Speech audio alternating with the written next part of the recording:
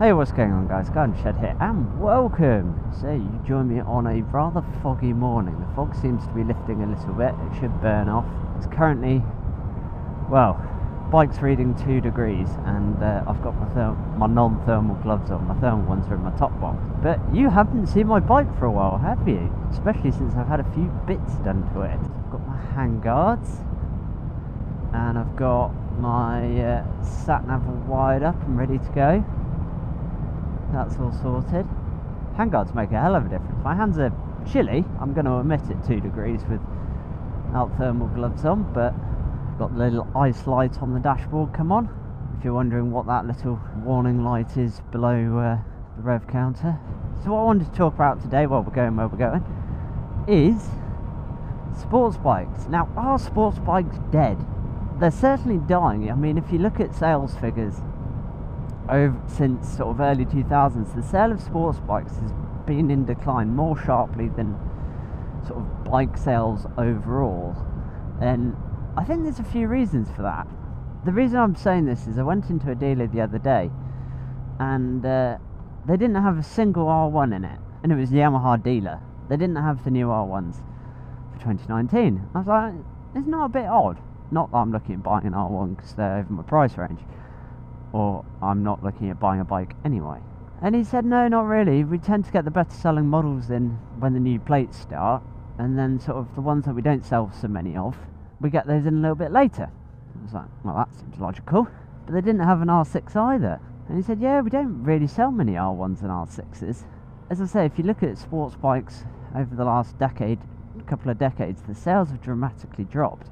And I think there are a couple of reasons for this. The first reason is, if you're looking, well, the first reason is emission, and I'm not doing these in any priority or anything. With emissions, Euro 4 came in at the beginning of, was it 2017, and soon we'll get Euro 5 in 2020, although I would be, and everyone says, oh, you know, Brexit, we won't get it, but we probably will do. One, because we've already signed up to it, and two, because we are such a small island that we'll pretty much get the same cars and bikes that people in Europe get, because it's not worth shipping to our market the American spec bike that isn't Euro 4 compliant. Logistically, it's just not worth it. We'll probably end up getting them.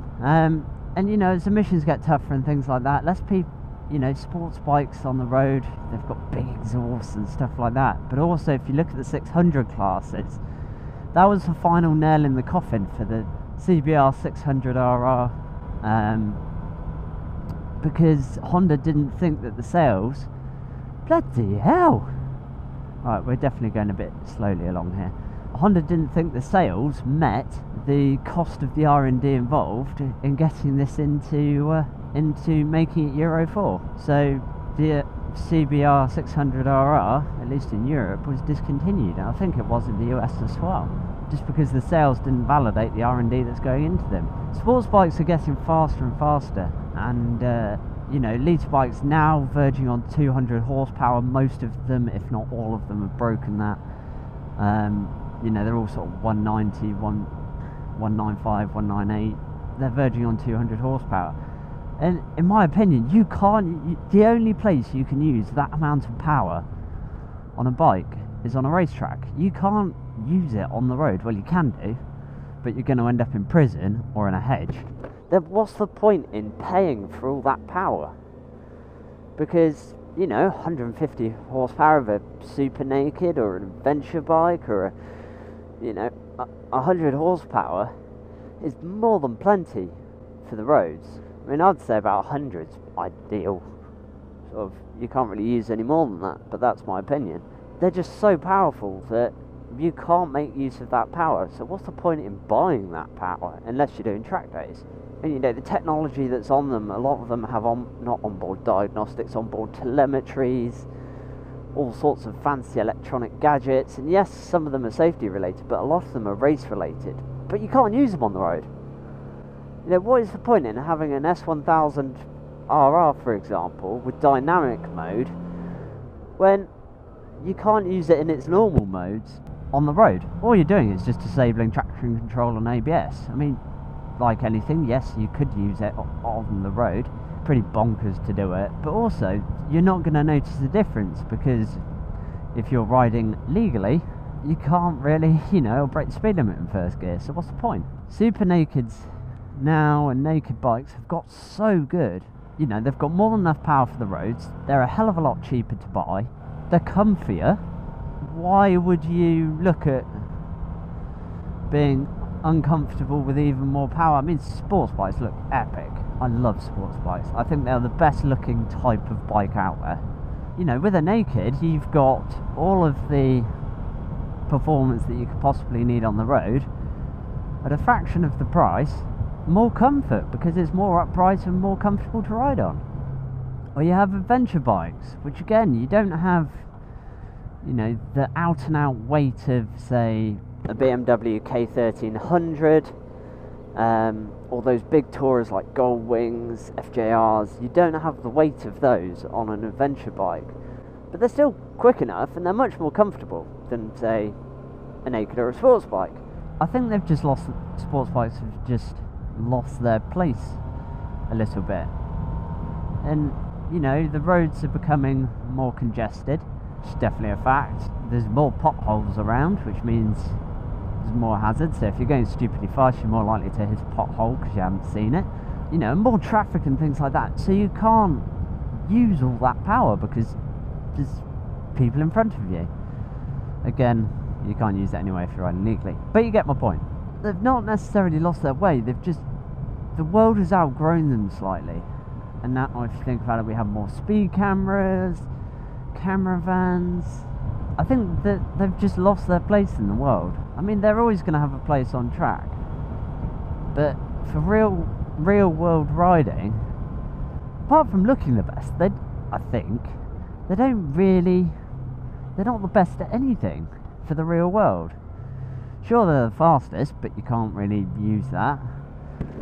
They corner the best.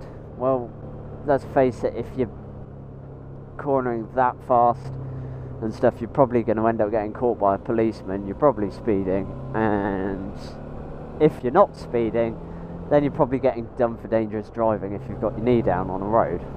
There are so many alternatives out there nowadays that are much more practical for on the roads, that why would you spend more money for something that's less of everything, really?